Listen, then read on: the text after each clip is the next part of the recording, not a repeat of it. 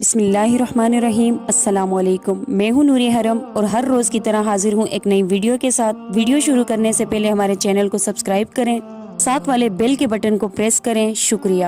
آج کی ویڈیو میں آپ کے ساتھ شیئر کروں گی سورت کوثر کے حیران کن معلومات۔ سورت کوثر قرآن پاک کی سب سے چھوٹی سورت ہے۔ اس سورت کے جملے الفاظ 10 ہیں۔ سورت کوثر کی پہلی آیت میں 10 حروف ہیں۔ سورت کوثر کی دوسری آیت میں بھی 10 حروف ہیں۔ سورت کوثر کی تیسری آیت میں بھی 10 حروف ہیں۔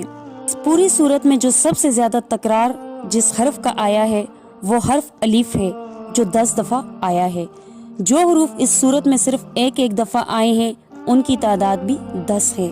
اس سورت کی تمام آیات کا اختتام حرف را پر ہوا ہے، جو کہ حروف ہجا میں 10ویں نمبر کا حروف شمار ہوتا ہے۔ قرآن پاک کی وہ صورتیں جو حرف را پر اختتام پذیر ہو رہی ہیں ان کی تعداد 10 ہیں، جن میں سورت کوثر سب سے آخری سورت ہے۔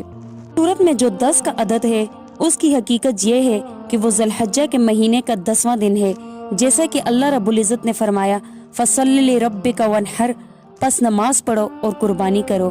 دراصل وہ قربانی کا دن ہے۔ اللہ رب العزت کی شان ہے کہ سب کچھ قرآن پاک کی سب سے چھوٹی سورت جو کہ ایک سطر پر مشتمل ہے اس میں ہے۔ تو آپ کا کیا خیال ہے بڑی صورتوں کے متعلق؟